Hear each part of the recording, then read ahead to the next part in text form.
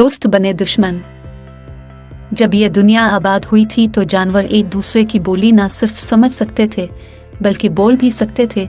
वो दोस्तों की तरह बड़ी मोहब्बत से रहते थे।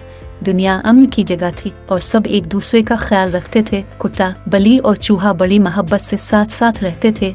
वो इकट्ठा खाते पीते, साथ रहते और एक दूसरे की खुशियों और तकलीफ में शामिल होते। फिर एक दिन एक गैर मुतवक्के वाक़या क्या पेश आया कि सब कुछ ही बदल गया। जुमेरात 15 जून 2017। दस्त बनाए।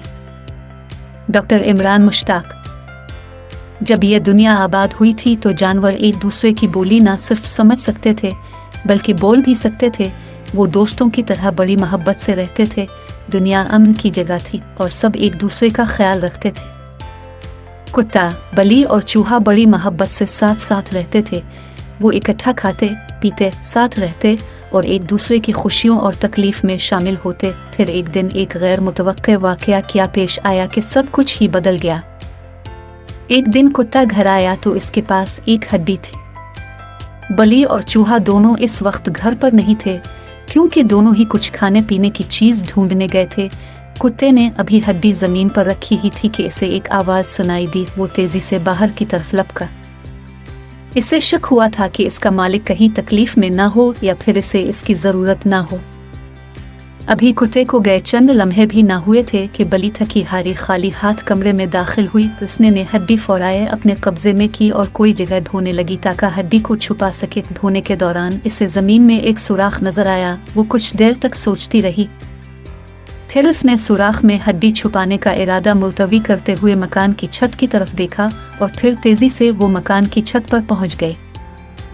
बली दिल ही दिल में खुश हो रही थी कि जब रात आएगी तो तीनों दोस्त मिलकर मजे आड़ाएंगे और खूब हिला करेंगे। कुत्ता जब वापस आया तो उसे हड्डी कहीं भी नजर नहीं आई। इसने सारे ही कमरों में हड्डी को ढूंढा मगर उसकी तलाश बेफायदा रही। इसी दौरान चूहा भी खाली हाथ घर वापस आ गया। दोनों ने मिलकर घर का कोना कोना छान मारा मगर हड्डी को ना मिलना था ना मिली। दोनों ने हार नहीं मानी और अपनी तलाश जारी रखी। चूहे और कुत्ते को अचानक छत पर बली की झलक नजर आई तो दोनों का माथा ठनका। जरूर कोई गड़बड़ थी। हड्डी की झलक नजर आई तो दोनों को शक हुआ कि बली ने हड्डी को अकेले हड़प करने का मंसूबा बनाया था। चूहा जसामत में बड़ा और ताकतवर था। उसने दूर लगाई और थोड़ी ही देर में वो बली के पास पहुंच चुका था। इसने बेचारी बली को सफाई का मौका दिए बगैर ही इसकी दाम पर हमला कर दिया।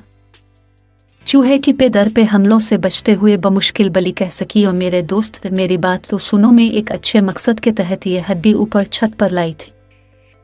चूहा सख्त गुस्से में था। बली की टांग को मुंह में दबाते हुए बोला कि मुझे तुम्हारी कोई भी दलील मुतासिर करने वाली नहीं। तुमने खुद गर्जी का मुजाहिरा करते हुए हड्डी चुराने की कोशिश की है। बली और चूहे के बीच ये लड़ाई जारी थी। इस दौरान हड्डी फिसलकर छत से नीचे गिर गई। हड्डी देखते ही कुत्ता तेजी से इसकी तरफ लपका। हड्डी मुंह में दबाते ही वो मकान के पाए बाग की जानिब दौड़ पड़ा।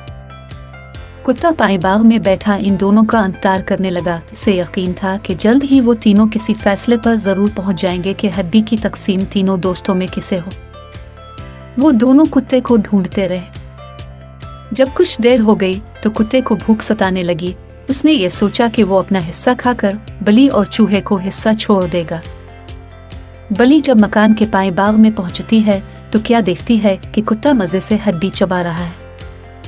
वो ऐसे ही सख्त गुस्से में थी। बिला सोचे समझे कुत्ते पर झपट पड़ी। दोनों में जोर से लड़ाई होने लगी। दोनों एक दूसरे को काटने और भंभूरने लगे। चूहा अलग ताक में था कि हड्डी नीचे गिरे और मेले भागूं। वो कभी बली की टांग दबोचता तो कभी कुत्ते की दामों में दबा लेता। उनकी लड़ाई का शोर सुआन को उनका मालिक वहां नूंगूना आया। उसने दोनों को डांटा और अलग अलग किया। चूहा, कुत्ता और बली मालिक के बीच बचाव करने से अलग अलग हो गए मगर उनके दिलों में पड़ी गिरा ना निकल सकी। वो दिन उनकी दोस्ती का आखिरी दिन था। इस दिन के बाद से जब भी उनका एक दूसरे से आमना सामना होता है तो कुत्ता फौराए ही बली पर हमला कर देता है और वो भी जवाबी वार करने से बाज नहीं आती। बली को जब भी कहीं चूहा नजर आता तो वो इसे पकड़ने के लिए दौड़ पड़ती है। बली का डर से चूहे ने बिल बनाकर रहना शुरू कर दिया और वो अपने बिल से उसी वक्त निकलता है जब बली आसपास ना हो। हड्डी के एक टुकड़े और तीन दोस्तों के बीच होने वाली गलत फहमियों ने दोस्ती के खूबसूरत रिश्ते को खत्म कर डाला।